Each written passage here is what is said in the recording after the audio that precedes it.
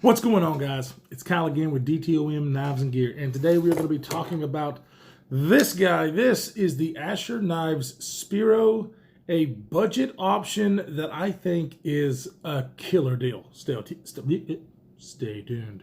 All right, welcome back. Sorry about that. We get a little bit. Words are hard, especially for me. If you've watched my channel for a while, you know I can't fucking talk. But I am ready to talk about this guy. So the Asher Knife Company has been a brand that I have checked out on a few different occasions, mainly because of Lefty EDC. Kevin, my brother over there, he is really close to Justin over at Asher Knives. And so I was able to handle, was it the Nomad and the other one? Can't remember the damn name of it now, but every single one that I've had in my hand has been really good as far as the way they're made. This one in particular is in G10, black G10, which actually has some contouring on it, which I really like. Steel pocket clip, steel liners, and is a thumb stud deployed knife. As you can see, it does have a loop over style pocket clip that is reversible. That is one thing, of course, that Kevin over at Lefty EDC really likes, because he's always able to flip the pocket clip around and carry the knife that way. You know, you've got a similar amount of room on each side to manipulate the thumb studs. So I think Lefty's, and of course you can go watch Lefty's channel and have his opinion on this, because he does love this knife. So all in all, as far as, you know, the way that it's set up, I like. It's a knife, right? If you were to go to the dictionary and look up knife, it would probably have a picture of this guy, right? Because it is just a classic. It's a drop point blade and just a natural or neutral handles. It's just a really good piece. One thing that I really like about this knife is that it is $75 and you get S35 VN steel. Now, if you have been looking at videos for Asher Knives, you might have heard that on the Nomad, I believe, that the Nomad had S35 VN, but it turns out that some of them came in as D2. I haven't talked to him personally, but Kevin has. And of course, the OEM telling him he had S35 VN whenever he had D2. Justin, if I was just, I'd be pissed. I would be livid. So, what did he do? Well, this is what I love about Justin and Asher Knife Company now, because he could have just been like, yeah, well, that sucks. Sorry that it happened. It wasn't my fault. Okay. And he did do that basically, but he did something a little extra. He actually made it right. Anybody who had a knife that was sold by this OEM, which I think I know who it is, but I'm not going to mention it, but I would never use them as an OEM ever again, because that's shady. That's shady. They should know what they're using, and if they don't, that's messed up. But anyways, he actually had blades made for the knife and sent people either a blade or a new knife, because there was no way to tell if it was D2 or S35EN.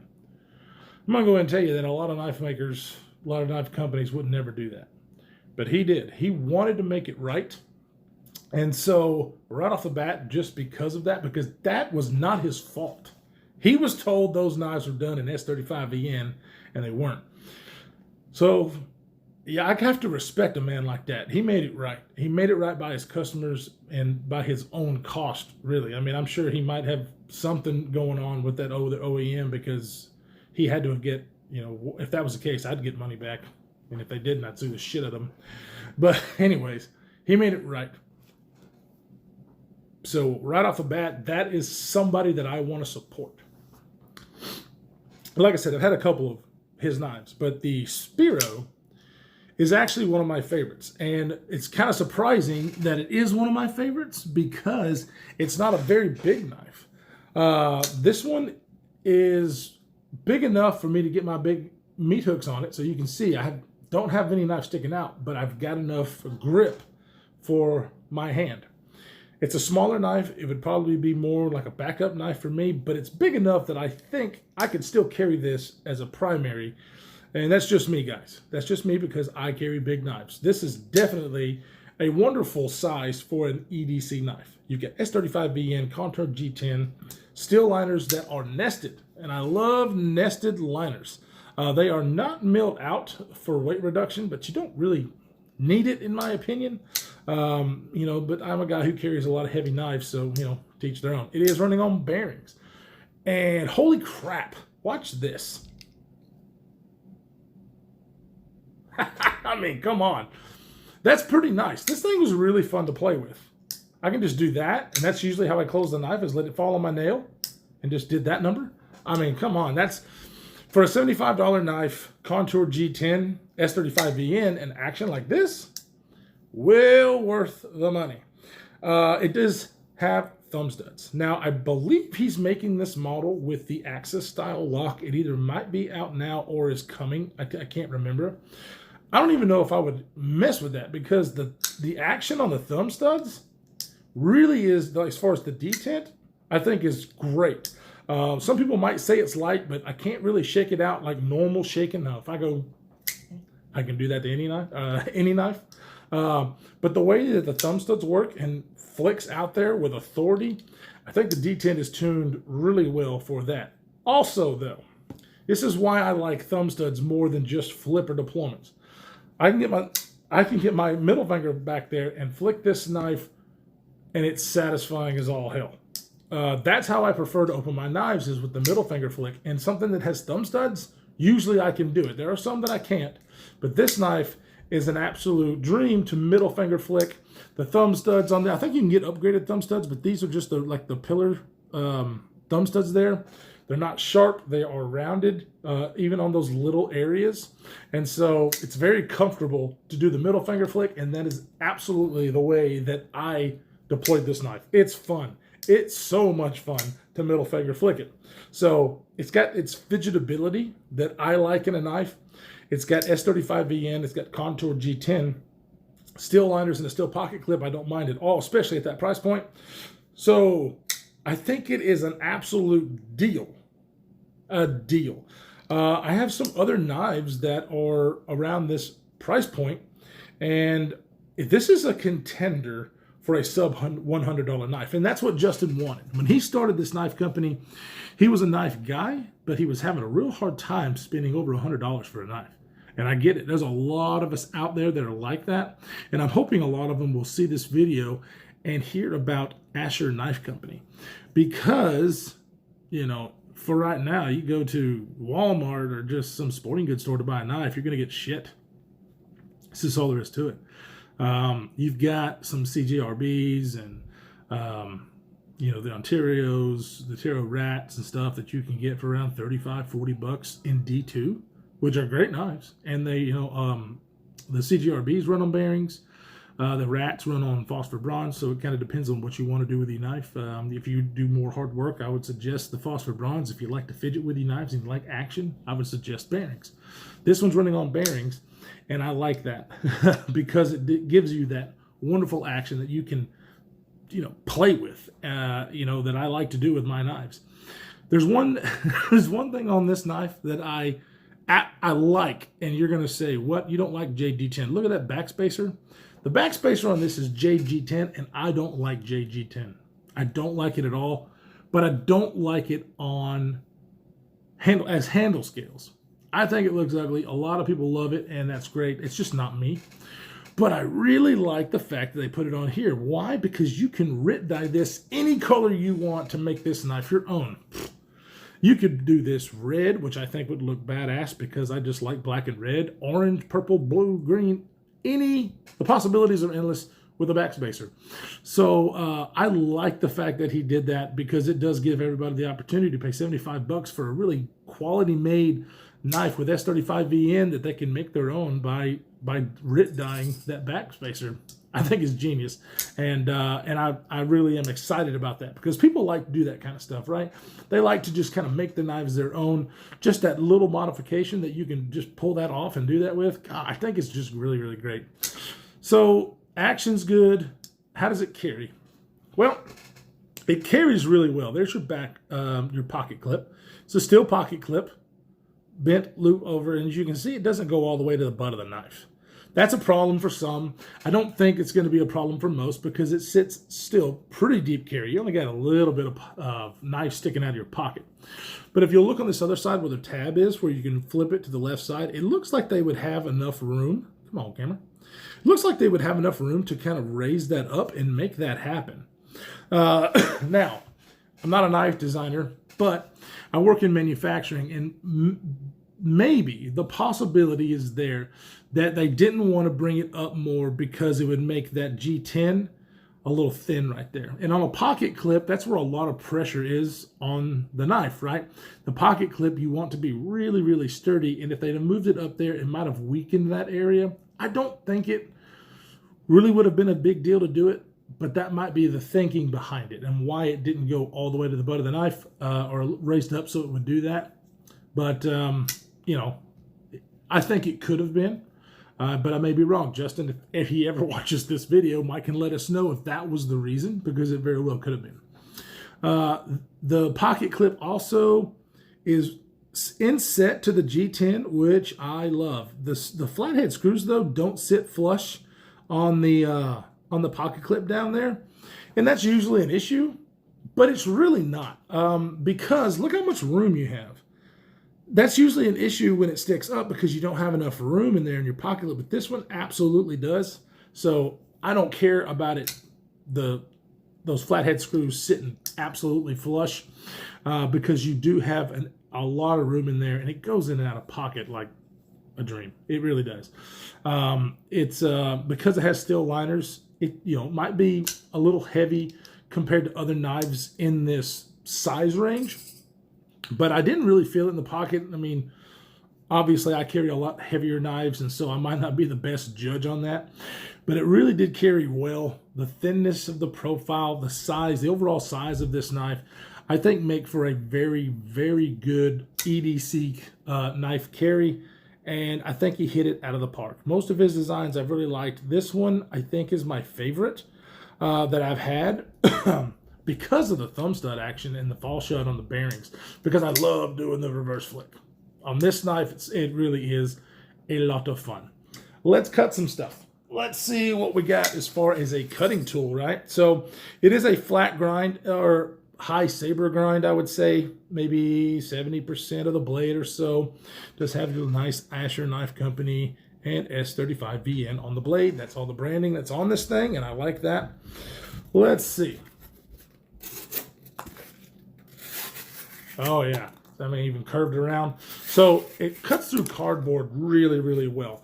And that is due to the wonderful grind. So what they did is they've got this grind, and it's not a, abnormally tall blade, but they were able to grind this thing to around 17 thousandths behind the edge. So that makes for an excellent slicer. It slices really, really well. Do I have a piece of paracord? Usually I do this beforehand, but I'm not a smart man. So we're going to use it to do that. And we're going to show you how it does on the paracord. So a little bit of resistance, but an absolutely clean cut. I'll take that all day, every day. Cuts paper. I was able to put it on my desk and kind of cut out some labels with this really nice point on there. Come on, come on, come on. Of course, my camera skills suck, but nice drop point blade. Look at the stone wash. I love a good stone wash. You guys know that. The reason I love a good stone wash because it hides wear. So this is definitely what I would say a user knife. It's comfortable enough in hand to, I think I could cut with this thing for hours and not really not have an issue. Ooh, one thing I really do like that I almost forgot about. You see where the, if I can do it, see where that lock bar is? It's cut out and proud of that scale. And that makes for a very easy disengagement of the blade. I found that to be very, very nice. A lot of times you get, you really have to press your finger in there to get the meat of your finger to drop the blade on some of these liner locks. And this one is definitely not like that. It is really so easy to get your thumb in there and disengage and let it hit your thumbnail because it hits your thumb right there. So really, really like that. My only other criticism of this knife is there's no sharpening tool. You see where the plunge grind is? Come on. See where the plunge grind is? And then it has that little area of I wish they would just put a sharpening tool in there. It would just make things easier when you go to sharpen this blade. That's kind of a nitpick, but some people it's important. To me, I think I could definitely get around that, but it would make it a little bit easier. The other thing when it comes to sharpening is where the thumb studs work so good, I don't really care, but where the thumb stud is, when you're getting an angled system, you might kind of have a little bit of trouble getting all the way down there without that finger tool or the sharpening tool. But, it's still far enough back to where you're just barely getting into the cutting path. That never was a problem for me using this knife, having the thumb studs in the way. Not at all. So let's go ahead. We'll flip the camera around, get a better look at this Contour G10, which is done really well. Do some size comparisons and some specs, and get a closer look at this wonderful blade. Alrighty. All right. So as you can see here, if I can get it to focus, the G10 is done really well. I love the amount of grip it gives. It's not like totally aggressive, but you can hear that. It's kind of like this layered G10. I really dig it. Looks good. There is your back plate, which I also love. They could have just left that an opening hole, that kind of would have taken away from the knife. And for $75, this knife having this little thing right here to cover that up is kind of unheard of. You have so many knife companies that don't do that even charge more. So yeah, really, really like that. There's your hardware, your pocket clip, which is also a stone wash on the steel. There is your lockup and your thumb studs. Just really well done. There's that back spacer that you can basically turn your knife to your own and dye it anything you want. I still think that was genius. But yeah, this is the way I open the knife. Boom. And it works so well. Man, I can't tell you how satisfying it is to do the reverse flick on this knife. So what are we working with? We got a 7.4 inch overall length. That's a small knife to me. It's not tiny, but it's a small knife for me. However, with the handle length, close length or handle length being about 4.2, it is just enough for me to get my 4 fingers around, and it makes for a very comfortable knife with this profile. It has a blade length of approximately 3.2 inches with that drop point blade. And like I said, with the high saber grind here and getting to 17 thousandths behind the edge, it works so well as far as a slicer, of course, on bearings, like I said. And then the blade thickness is about, what did I say, about 0.9 inches. So that's how they're able to get that. It's because they have a very thin blade stock. 17 thousandths behind the edge with that saber grind. It's a great combination and a great design, which I'm very happy that they did. So yeah, it's about 0.44 thick here. So it's not a chunky boy, but the contouring makes for a good feel in the hand because it fills out my hand. As you can see there, fills it out. Really, really comfortable. There's no jimping on the top here, which I don't care. It's enough. It's thin enough. Usually on a thinner blade, if you're pressing down the back, it can sometimes hurt, but it's not. It doesn't hurt for me in this saber grip. I'm able to really get down and use this knife, and it's so comfortable. Let's go ahead and put it up against some other knives. Let's use some staples. Here it is against the PM2. So as you can see, the PM2 is definitely a larger knife. It is, on the cusp of being where I like a knife to be, that or bigger, which is about 8¼ inches. So yep, definitely I would say a small knife, but a doable size for an EDC carry, 100%. Let's go ahead and put it against the other one. This is the Para 3. So as you can see, more Para 3 size. But you definitely don't have the finger control like you do here. But the ergonomics, it feels so comfortable the way that they have the handle shape. It's because it's contoured and not flat like it is on the Para 3. The edges on the Para 3 are a little bit that corner is just not broken off like it is on the G10 for the Spiro. So ergonomically really is a win for the Spiro. Another knife that I want to put it up against is one of my all-time favorite budget knives. But when I'm talking budget, this is a $35 knife, but this one has contoured G10. The G10 on the Spiro is a little bit better than the CGRB, but as you can see, the CGRB is definitely a larger knife. They do have a smaller version of this, and I have handled it, and I would pick this every day of the week, mainly because of the ergonomics and the steel choice. For $75, you just can't really beat this. But yes, still, contour G10 on both of these. The G10 I like a little more here, but you do have more contouring on the CGRB. Another one that is around $90 is the Finch Knife Co. Cimarron. So you've got G10 steel liners. This one is in 14C28N. The full review of this guy is coming soon, so definitely stay for that, or it might have posted before this. I don't know.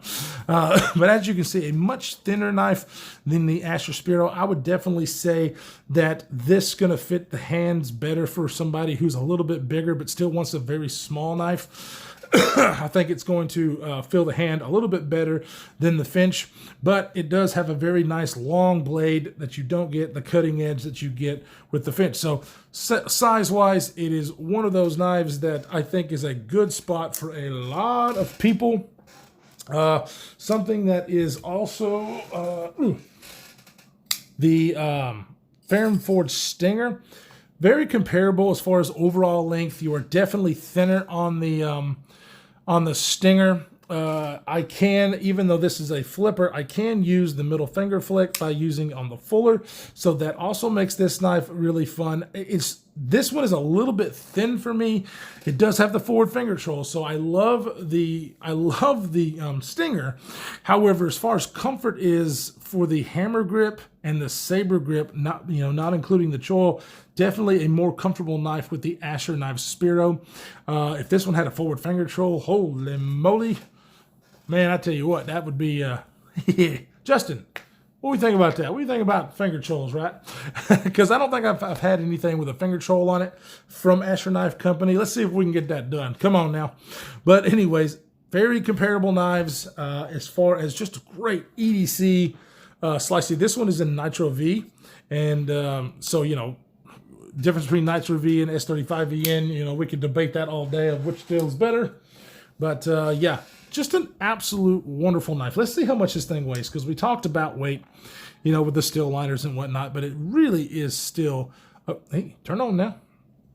Still a very good carry knife that really disappears in the pocket in my case. 3.2 ounces, so obviously it ain't a bug out, right?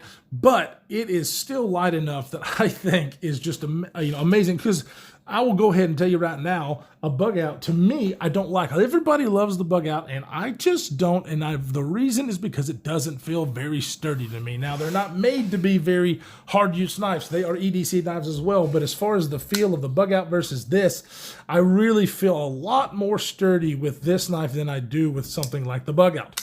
And your price difference is ridiculous, 75 versus 130, 150 bucks. So, yeah.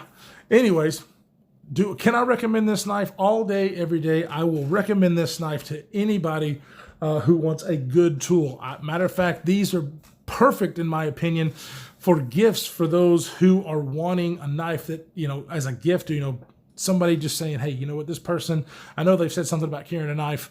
I think this would be a good one for that. For somebody's first knife to carry as an EDC knife, I don't think you could really go wrong with choosing any of the Asher Knife Co. products, but this one has really have been my favorite.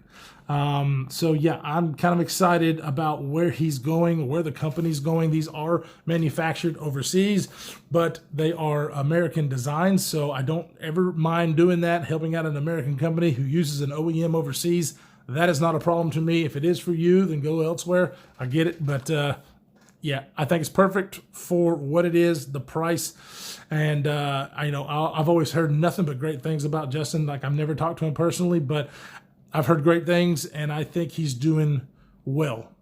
He's bringing out more models. He's coming out with a bunch of other, stuff. He's not just sitting on a couple of models and just selling those. So I got to appreciate that. Guys, I really appreciate you also coming along and seeing this thing with me. So let everybody know who's kind of not a knife guy, but wants a good tool about this. I think it's just an all-around great recipe for that EDC knife that people can buy under $100 and it will last them forever. So anyways, I love you all. Stay safe in this crazy world that we are living in, and we will see you in the next one.